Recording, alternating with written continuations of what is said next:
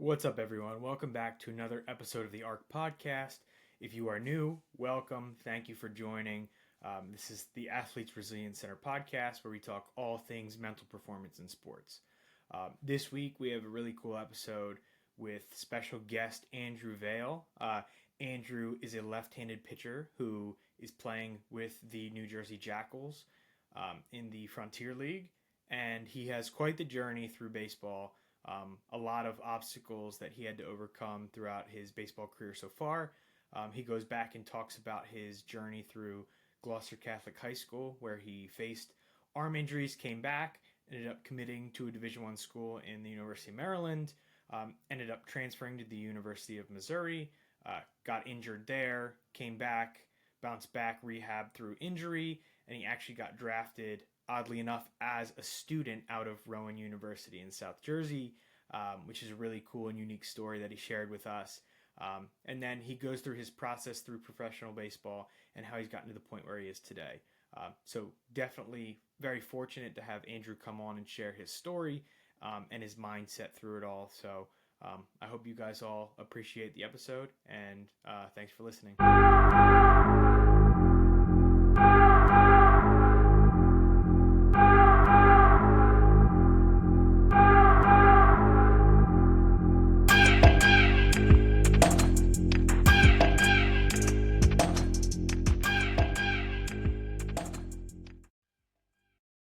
Hey, Andrew, thanks for coming on. How's it going, man?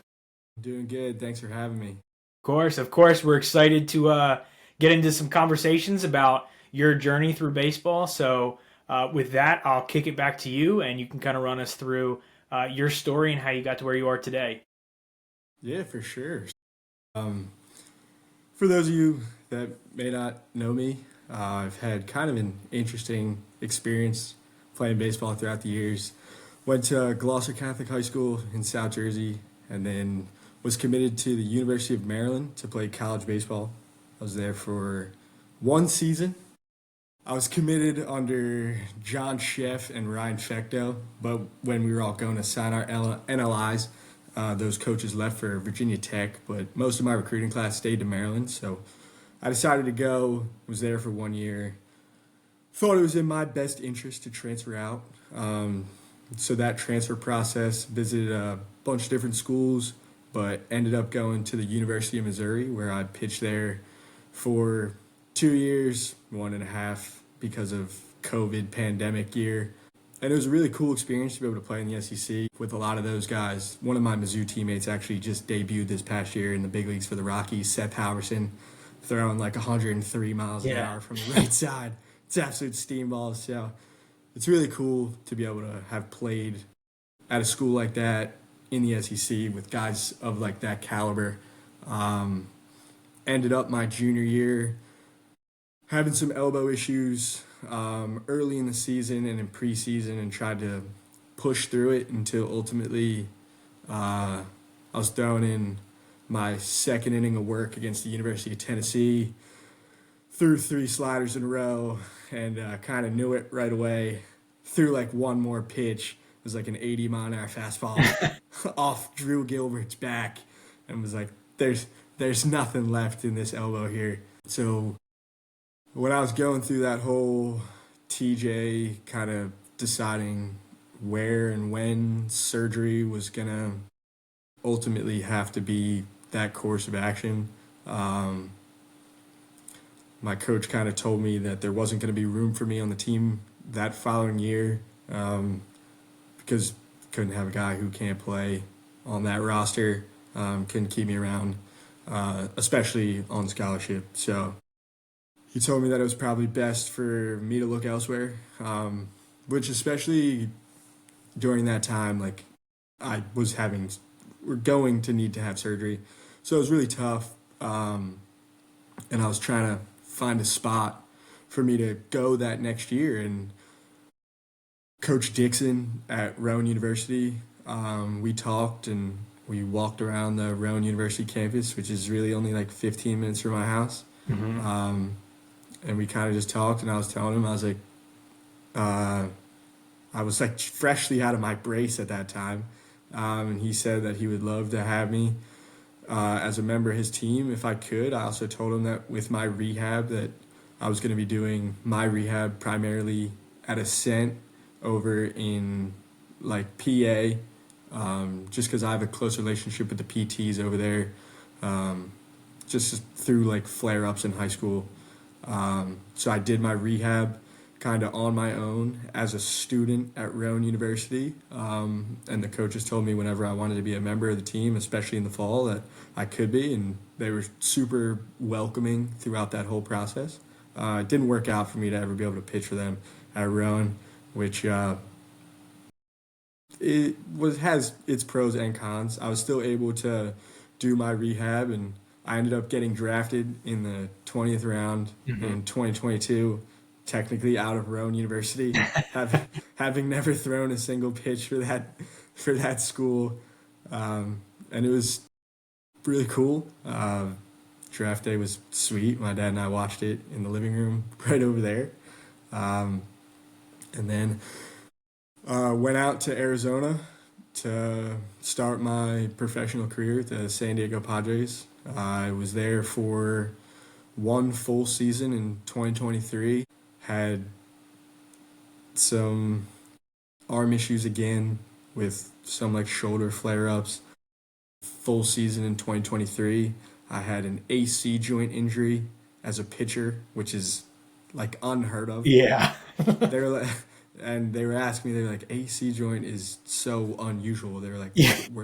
did you hit something? And I was like, no, like it hurts when I throw. So I was just like, I had a cortisone shot and it didn't work. So I was sent back to rehab at the complex. And then that season wrapped up. So in September, I was kind of on my own to work on my AC joint throughout the off season. Showed back up to spring training this past spring, and I was just not in the spot where I wanted to be. It wasn't the spot where I physically was performing to what I was capable of. So they gave me my release. Walked in the office, shook the farm director's hand, and practically just said, all I can say is thank you for giving me a shot. Went to try to play indie ball up in Brockton, Massachusetts for the New England Knockouts last year. I know they rebranded to the Brockton Rocks this year. Was there for their spring training for like a total of 8 days. Got my release there too. The next day, got a phone call from a Pioneer League team in Colorado Springs. Packed my car, left New Jersey at 6 a.m., drove to Colorado Springs, and was there until just about July 1st. Was having kind of like residual arm issues from that AC joint sprain that kind of went away, kind of didn't, and then throughout that workload just kind of led to me just not being able to throw, or was pushing through pain in instances where I probably should have been trying to reevaluate what I was doing. Was in a situation where I couldn't pitch there anymore. They gave me my release. It was my third release of one single year. Came back home in the summer and was kind of reevaluating where I was at. Went back to Ascent to see my PT, John Hurting. Was telling him about like the symptoms I was having, like the issues that were popping up in game. Tried to revamp my arm path.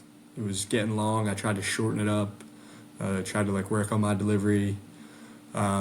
Change my arsenal to try to become a different pitcher that can pitch a lot of innings and stay healthy. And this past month, I was able to get in contact with manager Albert Gonzalez of the New Jersey Jackals through one of my younger stepbrother's coaches, Frank Nigro. And he's an awesome dude for doing that.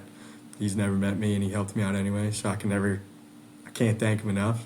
So I'm, at this point, just kind of still working towards getting my feet back into like a strong professional baseball season, performing to what I'm capable of, and I'm excited to get up there and the end of April. So that's a little background on me. I know there's kind of a lot to unpack there, a lot of different spots throughout these past couple years, but it's definitely it makes for an interesting story. I can tell you that much. Definitely, man. Yeah, thank you for sharing. And then, we typically start a lot of this with jumping back to the beginning because obviously, like you said, there's a lot to unpack there, and we're going to get to it. But in the beginning, right, you talked about you went to GC for high school, Gloucester Catholic. For those that don't know, Gloucester Catholic, really well renowned baseball school in the South Jersey area, in the New Jersey area. Obviously, super competitive. You're playing against some of the best competition in the state, in the tri-state. It's really good baseball. So you make the decision to go there. You go there. You had an arm injury in high school as well. Yes, I did have an arm injury in high school. I was a sophomore. My freshman year, I actually transferred from Woodstown High School. Okay. I grew up in Woodstown. Transferred Yep. out after my freshman year. Um, I was like 4'11" as a freshman in high school, throwing like 68 miles an hour, and had some varsity appearances at Yeah. Woodstown that I would not have had at Gloucester Catholic. Yeah. So Definitely. Woodstown got my feet wet, but I played Brooklawn travel ball like growing up. So all of my teammates went to Gloucester Catholic, Yeah. practically except for me. Yeah. So after my first year at Woodstown, I was like, I wanted to go to Gloucester Catholic. There were a bunch of guys that were there before me, like Mike Schwarn, Tyler Mondow, John Murphy.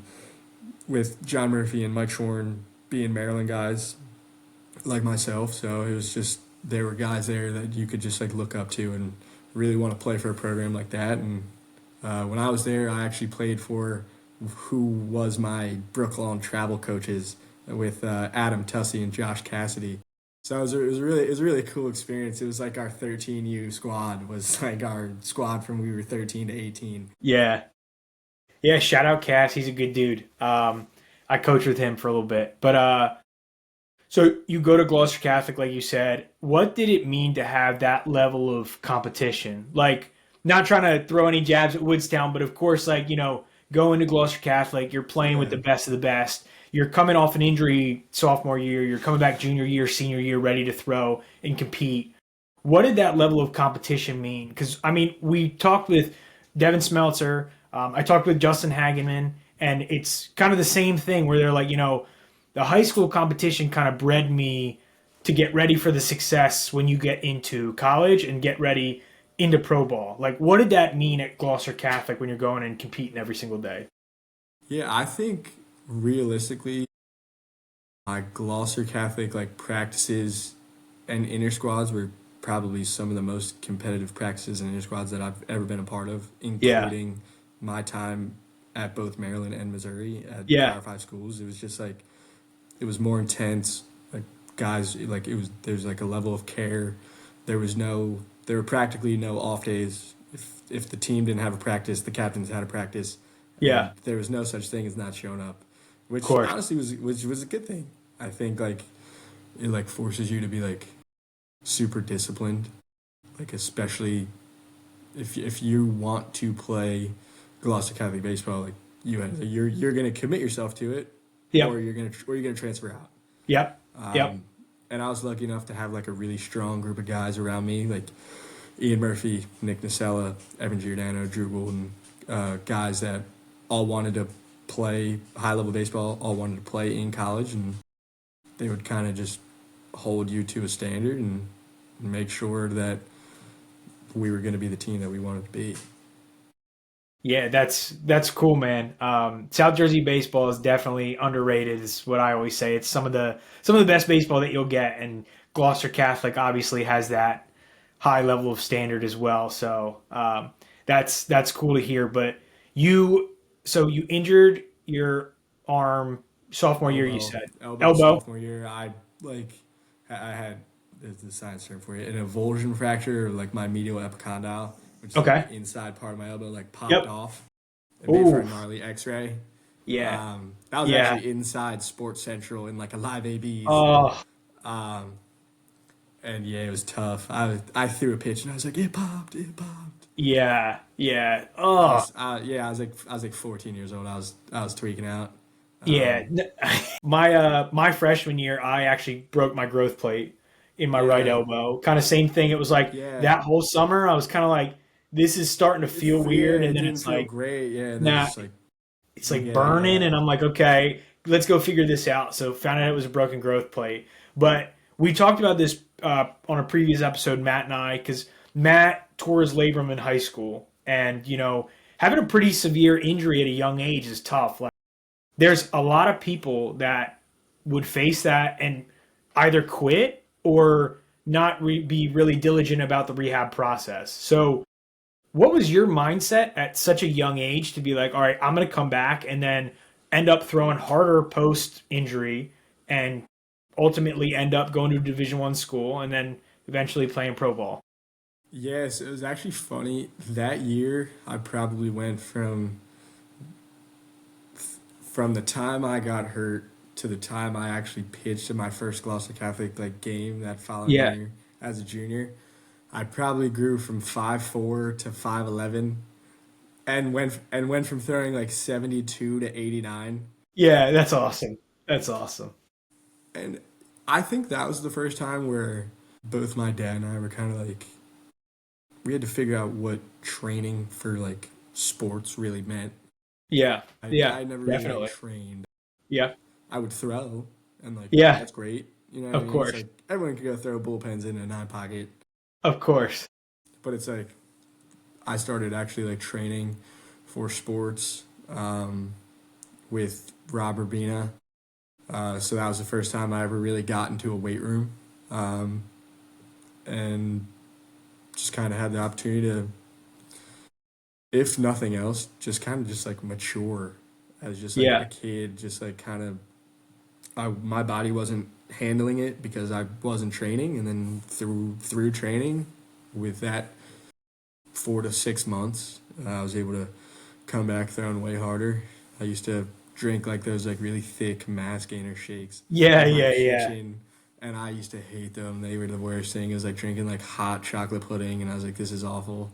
Oh, yeah. I had that too. I mean, my freshman year I was also 5'4". I was probably 120 pounds. I didn't get that much taller, but I got up to like 5'10". Let's go. But I was same way. Like, I think I graduated high school at 145 pounds, but I was same thing. Like, I was on the mass gainer, and dude, those at night especially, you're like, you've eaten all day and you're just looking at it like, oh my god, we gotta down another one of these things. Like, Yeah, I'm just like sitting in the kitchen. And I'm like, well, I gotta drink it because it's just sitting here. yeah, yeah. And the more it sits there, the more it settles, and it's The like you're not worst. doing yourself any good things. Yeah, if you're not drinking that quick, you're gonna get the clumps at the end, and then that just ruins your whole night. So Yeah, it's I'm like this not. is Yeah, awful. yeah, not doing that. Um, so it kind of helped you mature a little bit, and I know Matt and I were kind of saying the same thing when we got hurt. Like, you kind of look yourself in the mirror at a certain point, and it's like, okay, like, this happened because, like you said, I'm not developed yet, right? Like, I'm not Yeah, training the way I should be. Matt and I, same way. It's like, we can't just expect to go throw bullpens twice a week and be like, all right, I got my training in for the week. Like, there's a lot more that goes into it than that. And like, there's kind of that shift, where it's like, all right, I can actually start to take this seriously and implement like a process that works. So like, I guess what was the biggest mental shift before and then right after? Like, were you like instantly like something's got to change, or was it kind of like a gradual, okay, I'm going to do the rehab, and then it's like, all right, now I can implement this into my throwing program. Now I can implement this and that. Like, what did that look like? I think if especially my first injury was like the biggest wake up call. It Yeah, was like yeah, you have to change what you're doing, and then as soon as like I was able to like get into a training environment where it was like there's clear goals in mind to like yeah, achieve what I wanted to achieve. It was like if we can attack if we can attack this, we will make progress. And then it's just like yeah, it's the next building block. It's like now we've mastered the basics. It's like what can we do to make it a little more yeah, sport specific. yeah, So it's just like learning how to train, learning how to recover. That was probably the most basic level. I still had a long way to go. I think every injury has gotten a little more yeah, complex, and it just like takes like significantly more effort each time. But that was like probably the first one that was like okay, what were we doing wrong? Skinny, underdeveloped kid. What can we do better? We can get in the weight room. We can start to really grow our body to Yep. look like we play sport. And it's like, and then we can go from there. Yeah, and I think that lesson to learn as a young kid, I mean, sophomore in high school, that's a kid. That lesson to learn at such a young age is so valuable. Like, I'm sure you've played with a bunch of dudes that will go to college and get hurt, and then they kind of get smacked in the face a little bit and face a little bit of Yeah, adversity. And it's like, I've been the best at this sport since I was 12. I don't really know what to do anymore. You know what I mean? Like, they don't yeah, really know how to face it. So like, how do you think that helped you when you went into college? And then same thing, right? You felt you had a little bit of adversity again, a little bit of arm troubles. Like, how did the first injury kind of help you through getting the second injury? yeah. I think having gone through like a rehab process once, um, when I was having arm issues, like in college, like I would have that kind of like memory bank as like, okay, like when I was doing this, like we were making progress. When I was doing this, we were going in the opposite direction. And it was similar, but I still ultimately had to end up getting Tommy John surgery. Um, but that rehab process, I felt much more like prepared for. Like I had like and I think this was because I'm fortunate. I'm kind of unfortunate too that all of my friends, a lot of my friends have had arm surgeries before I did. Yeah, got it. So they had all kind of gone through it. Yeah, Like my closest friend had labrum surgery when he was a junior in high school. My other closest friends had like Tommy John as seniors in high school. yeah, So a lot of guys that had gotten hurt, and if I was having issues, one of my buddies, Sean Burke, who's in the big leagues with the White Sox now, had Tommy John as a senior in high school. He was in my Maryland recruiting class. So when I was having like Tommy John related issues, is like when I'm throwing my bullpens and the front of my shoulder feels like I'm getting stabbed. Like Burke would be like, "Trust me," like he's like, "You'll get through it." yeah, And yeah, it's kind of the same way. One of my buddies just had his first Tommy John last week, so last Tuesday, and he calls me, and he's like, his name's Thomas Balboni, he's with the Yankees, and he's like, dude, like my elbow hurts when I move it, and I was like, you just got a knife to your elbow, yeah, like it's gonna hurt. He was yeah, like, dude, like he was like, how long does it take for me to extend it? I was like, it's gonna take you like 6 weeks. yeah, I was yeah, like, and it's not gonna be. It feels like you're just stretching that super tight rubber band. I was like, it yeah, sucks. I was like, you're laying there, you're trying to sleep, your shoulder's killing you, you got your arm on a pillow. I was like, it sucks. It's not fun. yeah, But like, me being able to have people to talk me through it, and then now me being able to kind of like talk my other friends through it of like, this is what it's like. It's not easy, but like people do it all the time. Like, I think really helped, especially like from the first injury to that one. Because when I was a sophomore in high school, it was like none of my friends were popping their elbows. It was like I was the first yeah. one. Yeah, you mentioned like the importance of the teammates that you had, right? So you played at Maryland, you played at Missouri, and you mentioned like some of the guys that you played with ended up playing pro ball, playing affiliate ball. Yeah, Lot of good guys. Can you go through like some of the people that had helped you along the way when you were in college? Like who are some of those guys that you can kind of give shout outs to, or like people that have taught you things like not just physically but like mentally, if there's coaches or other pitchers or anything like that that kind of showed you the ropes and helped you figure it out. yeah. I mean, I think starting with coaches, Adam Tussey and Josh Cassidy Yeah, kind of paved the way for me as a player. Um, and my senior year, um, to make sure that I was like as a senior in high school, like I was having like some draft interest, but not a ton. Adam Tussey was cool enough as a coach to put my health forward, and he scripted me at the beginning of the season a schedule. He was like, "You will pitch on these days." So, and it was like I knew exactly when I was going to pitch, and I could go out and I could go out and try to get a win. Yeah. So it was like stuff like that, like having a coach that cares so much Yeah. about like my health as a player. Yeah. Like goes like a really long way. And same thing with Josh Cassidy from the time I was 13 years old. Like they would always prioritize me over anything else. But especially like teammate wise, I had a teammate. His name's Trey Dillard. He's gone through 2 Tommy John surgeries. Oof. He had the first one at Missouri, failed. Like the surgery failed.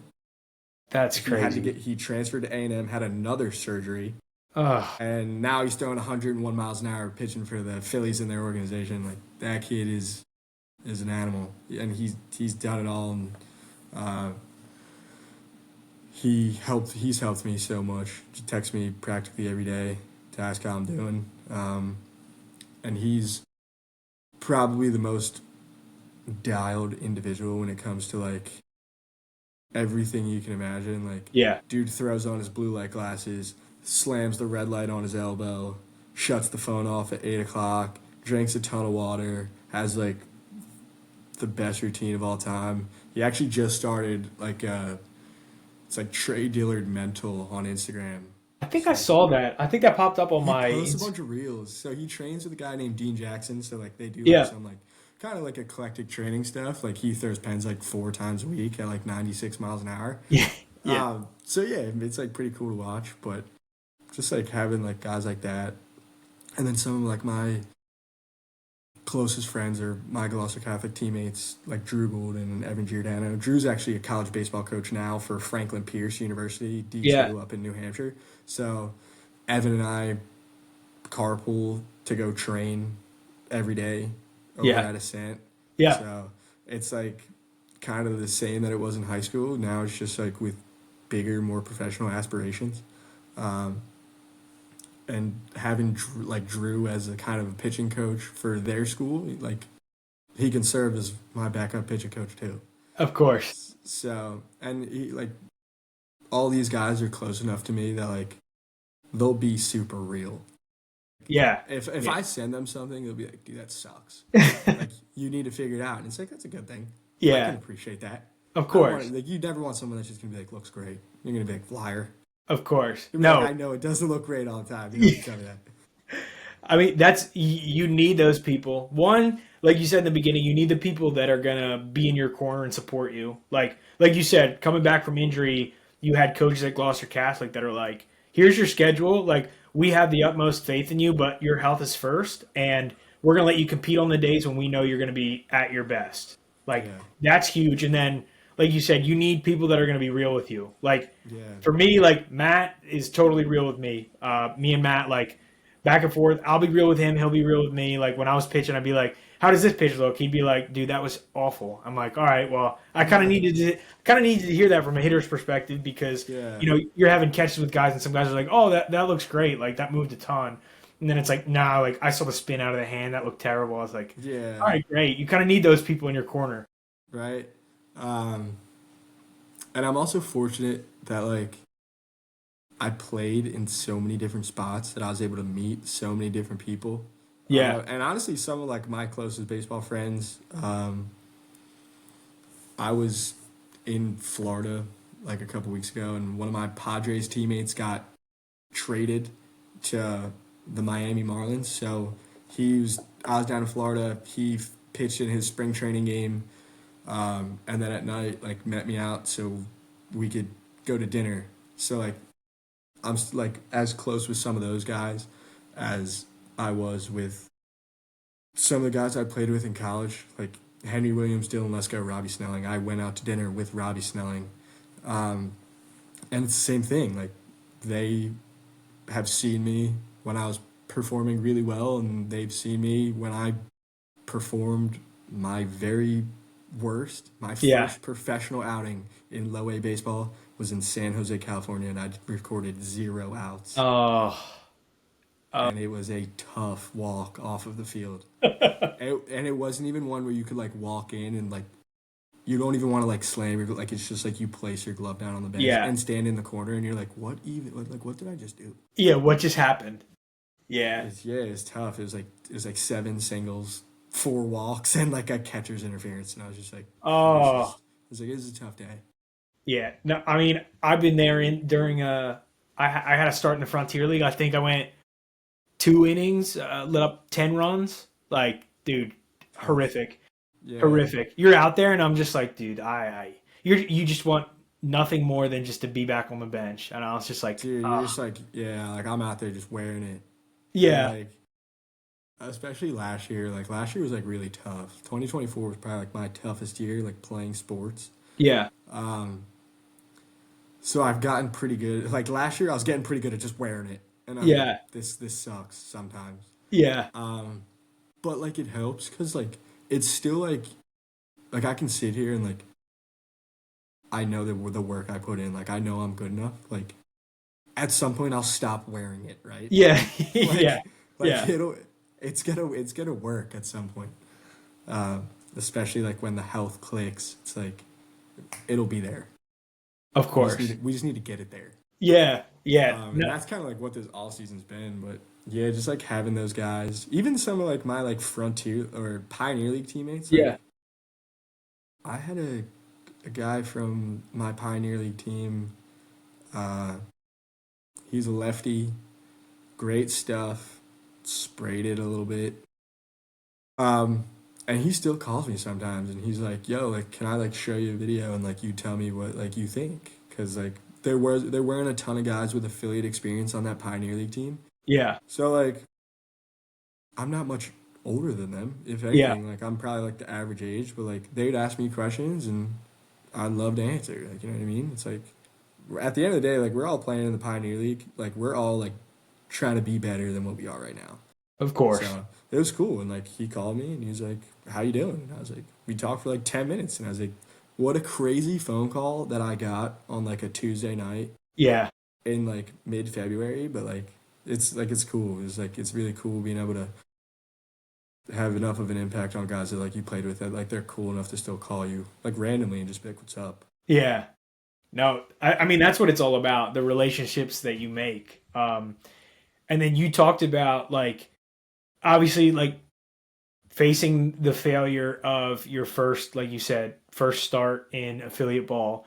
Like how do you? Because then you went on to say like I have confidence that I am good enough and I'm going to show it, and when I'm healthy, I'm ready to compete and go. Like how do you switch that mindset, and how do you bounce back from maybe not your best start and then come back and be like, you know what, I'm confident and ready to go, I'm ready to bounce back and do this thing. But yeah, I think a lot of it is like the mindset of I've worked with a couple mental skills coaches in the past, and I think like some things really worked and some things didn't work at all, right?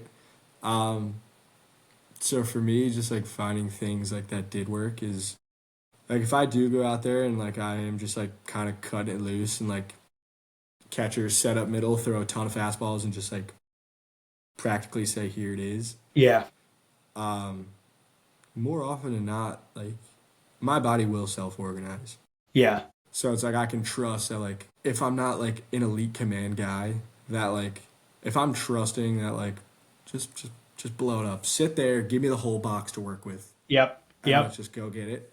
That like my command is good enough to throw a lot of strikes. yeah, So like that's one of the things, and I'll be honest with you, like after that first outing, like it was really tough.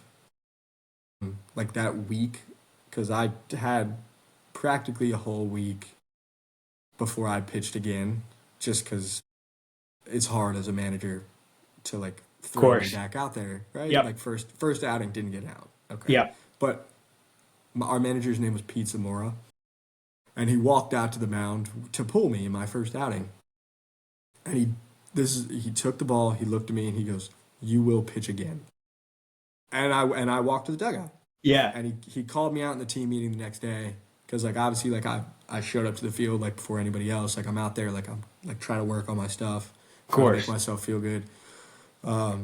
And before the game, he's like, "Where's Vail at?" And I'm like sitting in the back corner. He's like, "Stand up," and I stand up. And he's like, "What did I tell you yesterday when I pulled you out of the game?" And I was like, "You told me I will pitch again." And he goes, "Yes, you will." And then he was like, "Sit back down." And I was like, "Good." Like I like if nothing else, like that's a nice nod of confidence. Of course, definitely. My next outing, I did pitch again. It was practically out of pure necessity. We're in extra Yeah. innings. I was the last kid in the bullpen. They're like, they're like, Vale's got it, and I was like, here we go. I was like, let's go get one. So I threw 2 innings out of the bullpen in extras with the runner on second. Same thing. It wasn't my best outing, but it was a step in the right direction. I got 6 outs Yeah. Yeah. as Let's opposed to go. 0, right? Let's And go. like it was progressively getting better and better, and that was one of the things that like when I had my AC joint injury Yeah. during that season, all of my outings were getting progressively better, right?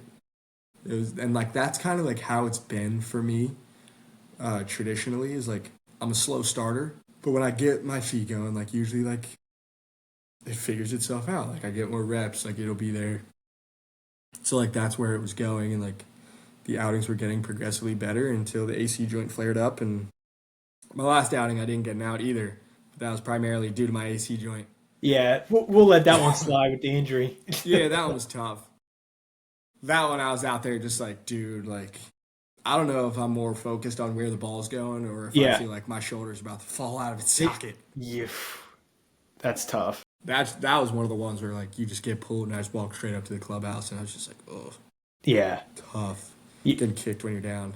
Oh, definitely. But you mentioned briefly that you worked with a mental skills coach, and then you said like some things worked, some things didn't. Can you share like any of the things that might have worked that you found like helpful? Yeah, I think one of the things that really worked for me was kind of like breathing. Yeah. Like I try. A lot of people will be like, "Oh, you want to like have like thoughts going through your mind," but usually like if I think about one thing, like I'll just end up thinking about another. I'm the same way. I can't So do it's that. like, so it's like sure, like we can have like positive thought, but for me, it's like I'd rather have no thought. Yeah.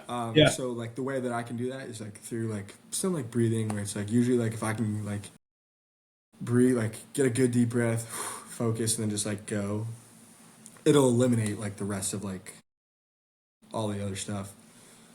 And like having somewhat of a routine, Yeah. I'm like, this might sound a little like unorthodox, but I am kind of like 50-50 on like having like a super, super strict routine. Because I think like I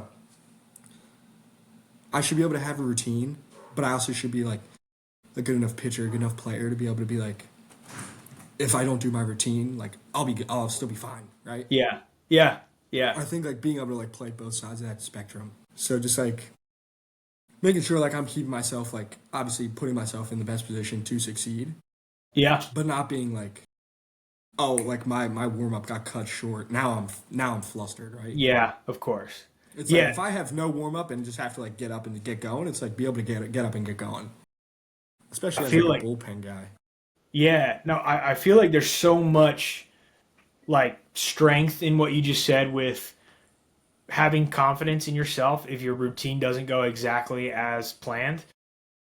Because I'm like the same way, whether it's baseball or work or whatever. Like, if I don't feel 100% prepared, like through the routine that I normally go through, sometimes I get a little flustered. But it's almost like, well, why do you feel flustered? Do you feel unprepared? It's like you've been doing this for so long that, like, Yeah. one little tweak in your routine one day isn't gonna derail everything that you've worked for, right? It's like Yeah. it is that balance that you talked about. That's a cool point. Yeah, for sure. And I think like that's one of the things that like I've gotten better at. It's like do your prep, like make sure my body's prepped. Yeah, But it's like some days to warm up, I'll throw a football. And it's like yeah, some days to warm up, I'll throw a med ball. yeah, But at the end of the day, it's like just make sure I'm warmed up. yeah, yeah. And I feel like the crazy routine, and obviously for some guys that's like what they really need and that's what they like. But also, I feel like if you're in a very strict routine, if you're in a place where things aren't working and you're just following the same routine, nothing's changing and nothing's getting better. You know what I mean? Like Yeah. you're just following the same thing every day. There's no room for improvement there. where if you can be a little bit more flexible, maybe like I saw something and I've been struggling with this, so I can kind of add that in my like repertoire and I can throw that Yeah. in there and see how it goes. Like I feel like there is definitely value in being flexible. Like Yeah. I think like where my routine does get pretty strict would be like throwing. Like yeah, I have a yep, pretty strict throwing routine. yeah, Like if I'm gonna play catch, regardless of whether it's like recovery high low, like I'm warming up for a pen, like yeah, I'm gonna do those things. I'm gonna make sure I do them yeah, because those I think like really do work, yep, and they all yep, they all have their place, and I can add and subtract in each category. yeah, Um, but that's like probably the strictest part. Is it's like especially like weekly throwing routine of like have an idea when I'm gonna throw, what the days around that's gonna be like. Do that, and then like during my actual like throwing would be like I know I have 3 to 4 drills that clean up my delivery.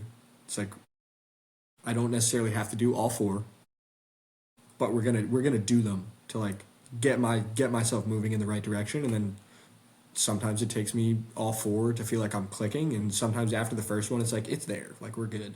yeah, We don't need to like roll through the rest. yep. Thank you for listening to the ARC podcast. This episode is sponsored by the Philly Pretzel Factory of Marlton, located on North Maple Ave in Marlton, New Jersey. Tell them Matt and Brandon sent you. We appreciate all your support. Thank you for listening, and back to the podcast.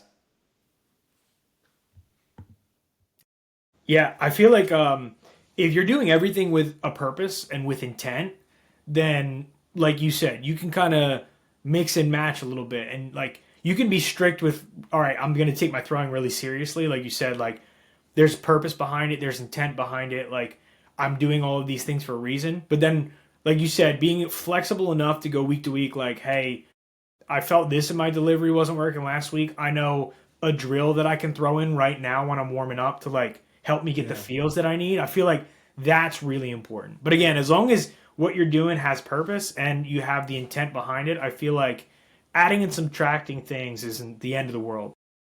Yeah, and I think one of the things like I've really been trying to do is like everything.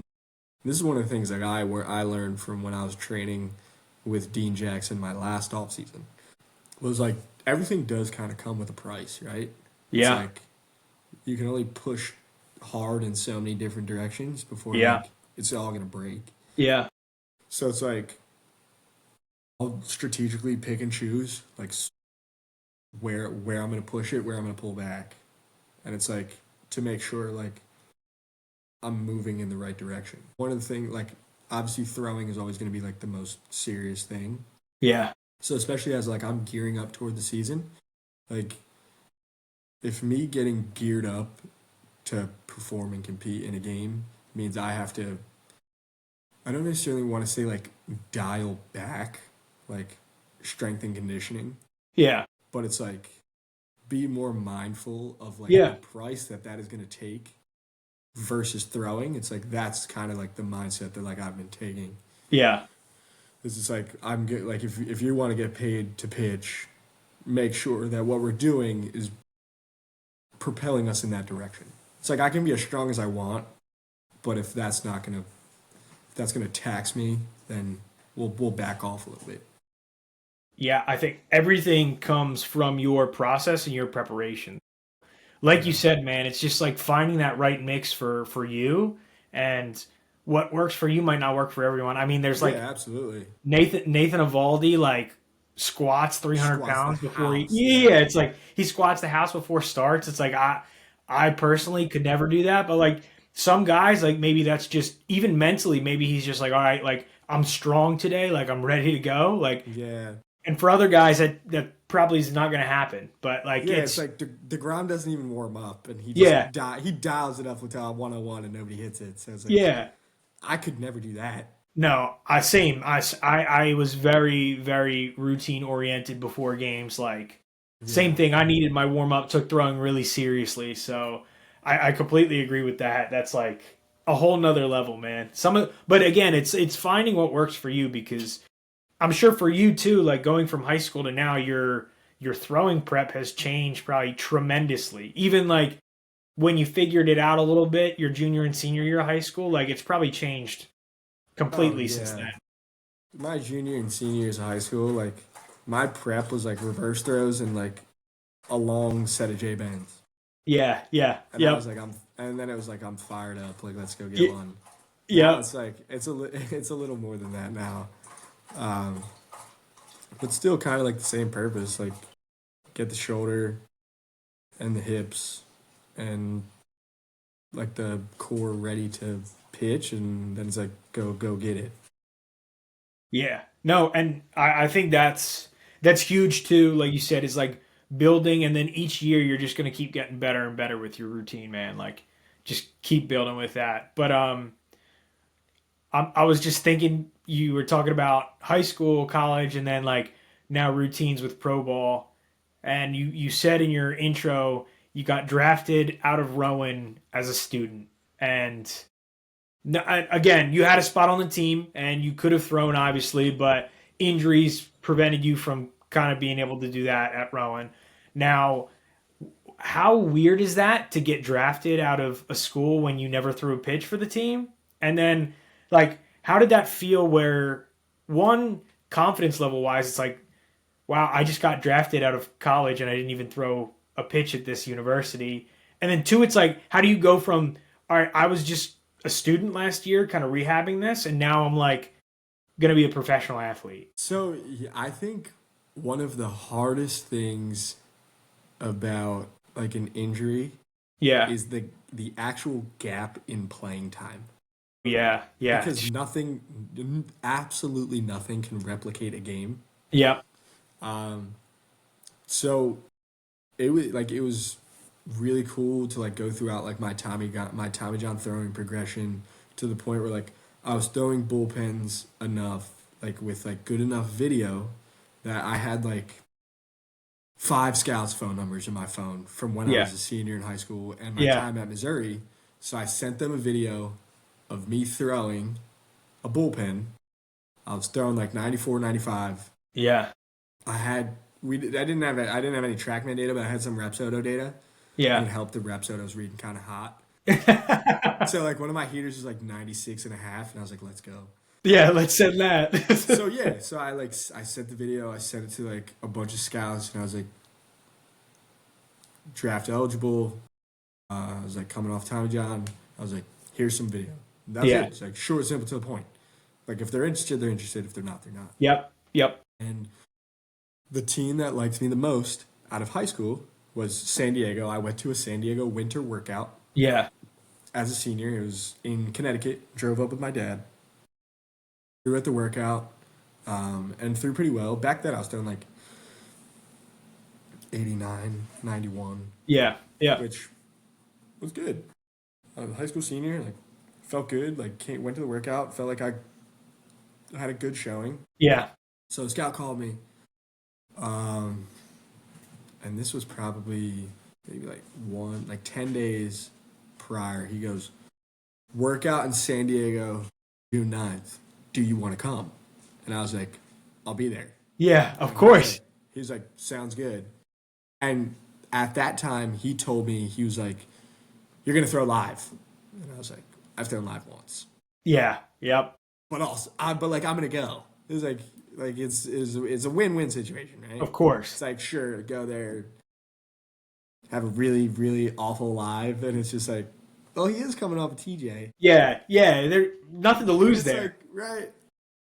And I showed up to the workout, and the scouting director's name was Chris Kemp.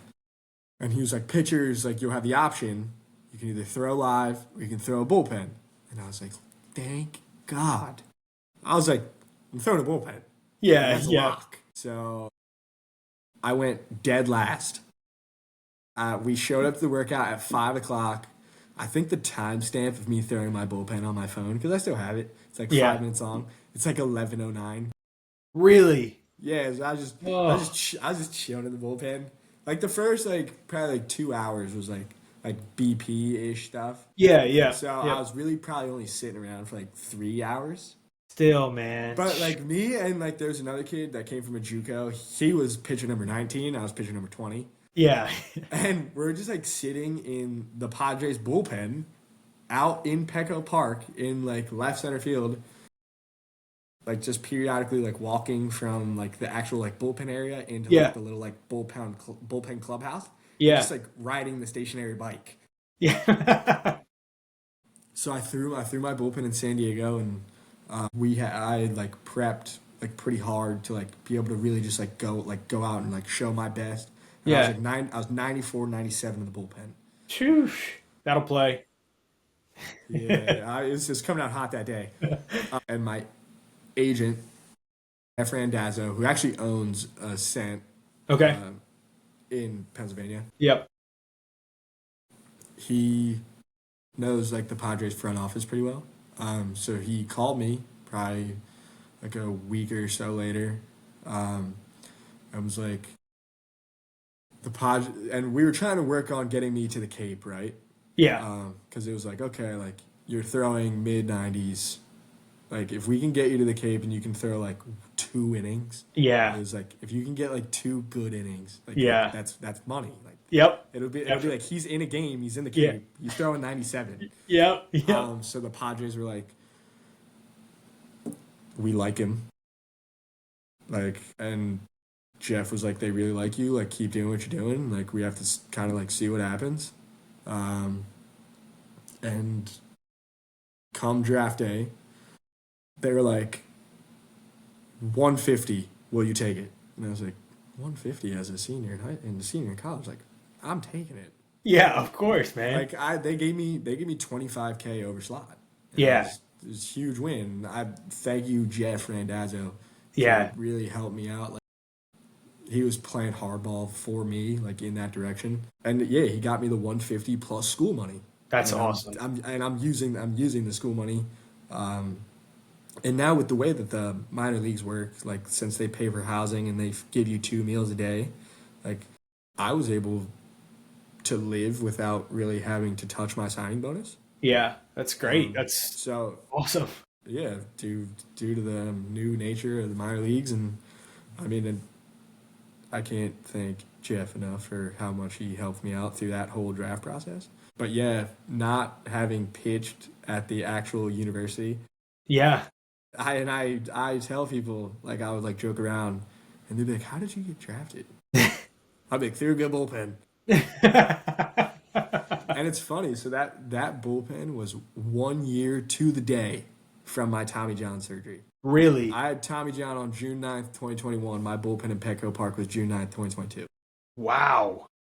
That's kind of crazy. That's like full circle, man. That's It was nuts. cool. It was a really cool experience. My dad was out in San Diego with me, so he actually recorded the whole pen, so Yeah. I can sit back and watch it. And it was nice because it's like nighttime in San Diego with like the stadium. So in the video, like it's on the glove. Like I had a good catcher. He was this like Sanjak catcher, and he was catching it well, so it sounded loud. Doesn't get any better than that, man. That's awesome. It Yeah. was really cool. That's got to be one of the most unique draft experiences and stories. Like most people, like there's the Johnny Manziels that get drafted, the Russell Wilsons who are like playing other sports and get drafted, but like I don't know how many people didn't throw a pitch for the university that they got drafted from. You know what I mean? But that's also a Yeah. testament to like the work that you did put in throughout the year and your rehab and recovery process, and then your body of work before even stepping foot on Rowan's campus. And as a TCNJ alumni, I'm thankful that you didn't pitch at Rowan. That's funny. Yeah, no, it definitely was unique for sure. And it's funny. So like when they bring in all the new draft guys, like you have like an intro meeting. Where Yeah. It's like you, like the pitching director, and for me it was the assistant farm director. And they kind of just were like, I walked in the room, and what they usually like have guys do is like you grade yourself like in like a bunch of different categories, like stuff, command, whatever. But they erased it, and they were like, "We just want to know how you got here." They're like, no one knows who you are. They're like, no one's seen you pitch. That's great. What did you say? I was just like, threw a good bullpen. You're just using that one liner. That's good. But yeah, I mean, it was good enough that like obviously like the GM was there watch the bullpen. Of course.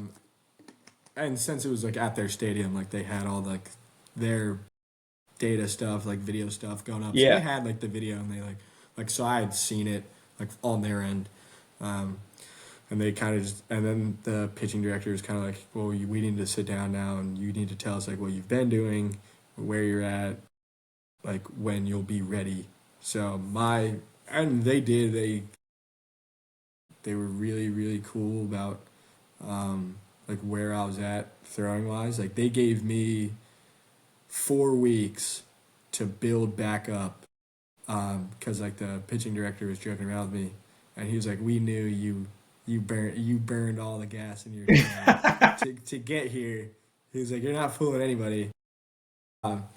So he gave me 4 weeks to build back up. Yeah. With the 4th week being my first bullpen. Yeah. So I was like, then we can like prep you to actually like get in a game toward like that like instructs. So my first outing was in instructs against the Dodgers. And it was actually a good outing. Not like an official outing. Like my first official outing was that low A outing where I didn't get out. My first outing in a professional uniform was against the Dodgers in instructs, and it was a good outing. It was a 1-2-3 inning, and I was running up to like 95, 96. I felt good. My next outing wasn't great against the Rangers at the Rangers, but you take the good with the bad. Yeah, absolutely. No one remembers the second one in instructs. I only remember the first. Of course. Yeah, but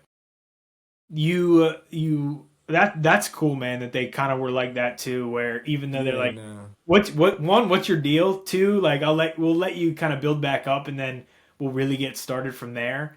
That's kind of cool that they operated like that because I feel like some guys would not be as receptive to that.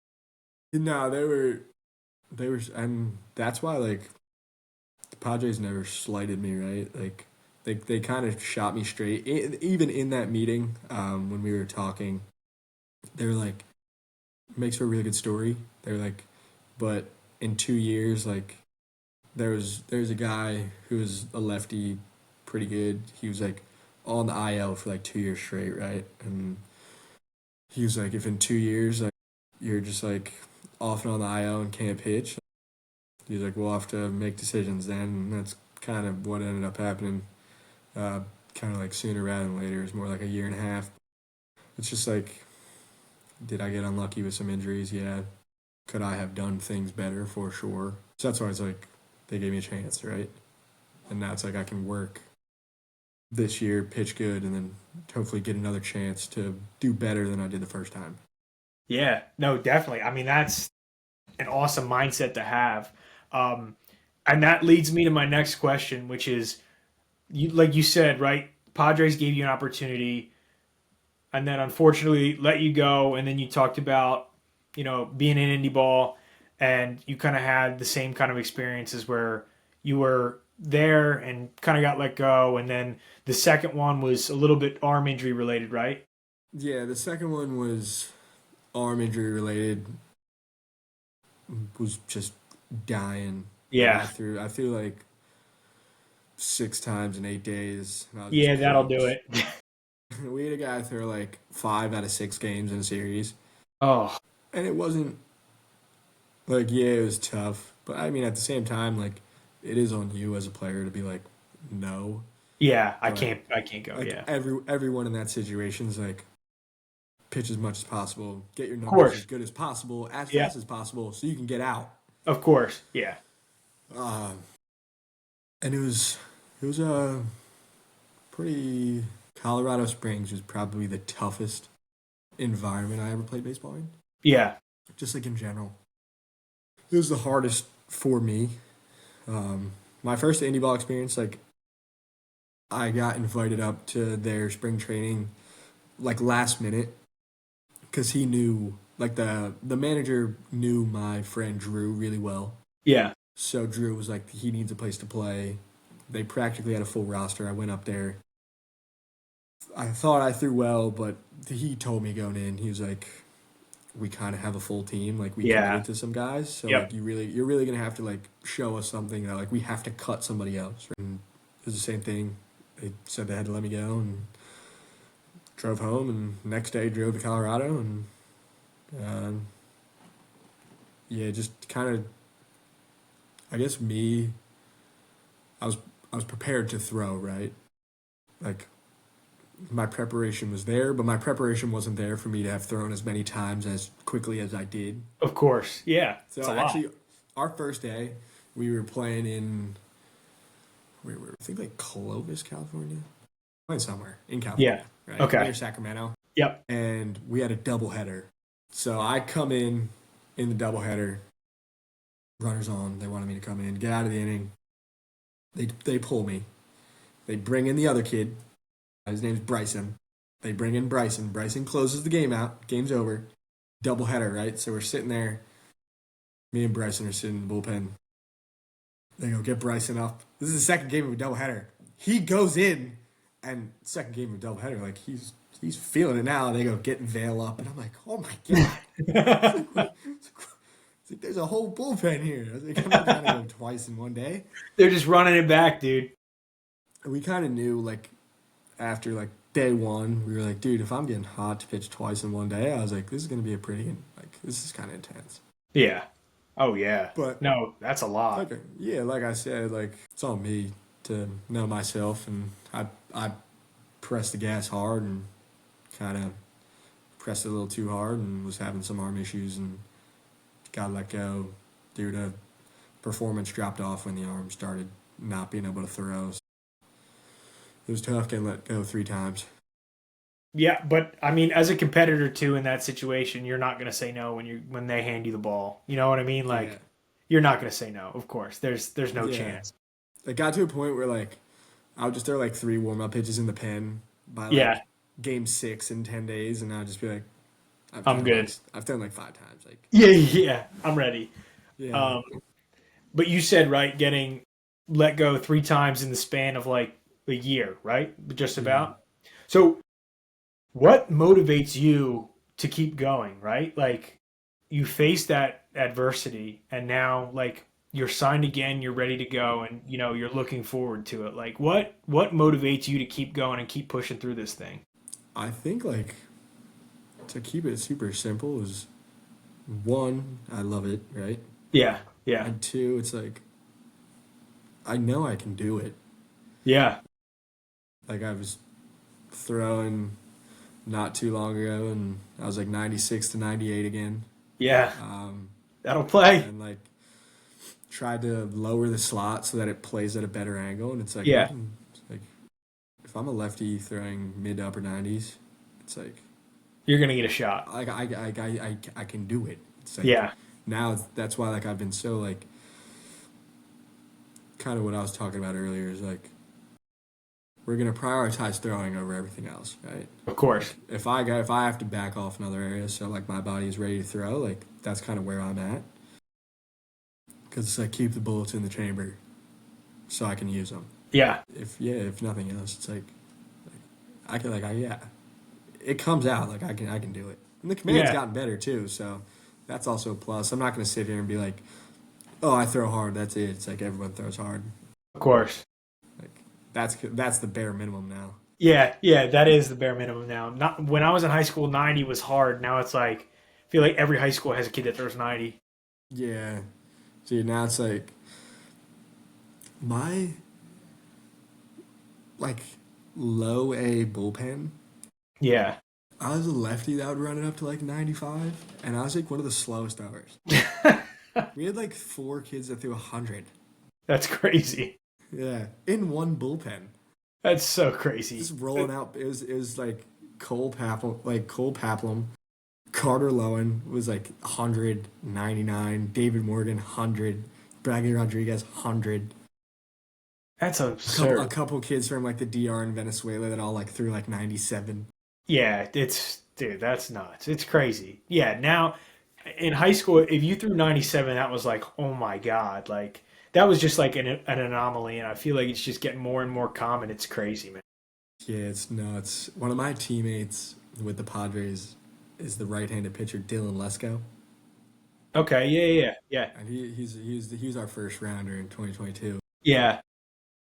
Super like humble, nice kid. But it's funny, like he'll just like kind of like say stuff because he's like super humble. Like he's not saying it to. He just like thinks it's normal, right? Like dudes throw hard, and he'll be like, yeah, like we'll be like Dylan, like how hard? Like you threw hard in high school. Like you're like the best player in high school like history. Yeah. Yeah, he's like I think I threw 99 as a junior. Just like as a junior. Yeah, yeah, that is not normal. Super nice kid. I'm excited to see how he pitches this year. He got traded to the Rays, so hopefully he'll have a good season. He came up to visit me this past off season. Took him to the Eagles game. He's a Packers fan. He wore a Jordan Love jersey to the Eagles Oh game. no, that's not. People are throwing cheese at him. I'm sure. Yeah, that's not good. That's not good. You can't be doing that at the link. It was funny though. It was really funny. So, and then typically how we wrap things up is now, we kind of went through your story. We went through everything. Now, again, you're training, you're getting ready for spring training and your opportunity this season.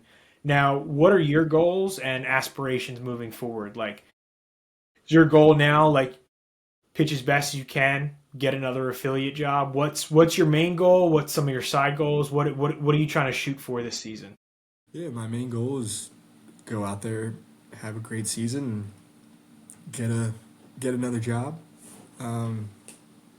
But in the short term, it's just like continue to prepare to compete, and that's kind of where I'm at day to day. I throw live next week, and I'm super excited to get hitters back in the box and kind of see how my stuff plays.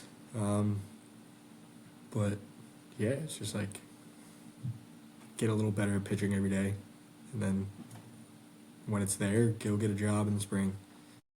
Definitely, man. No, that's awesome, and I have no doubt you're gonna continue to get success, and you're gonna reach whatever heights that you want to reach. And I think you're gonna get another opportunity, and you're gonna make the most of it. And just keep doing your thing, man. Keep going about your process because I think good things are gonna come.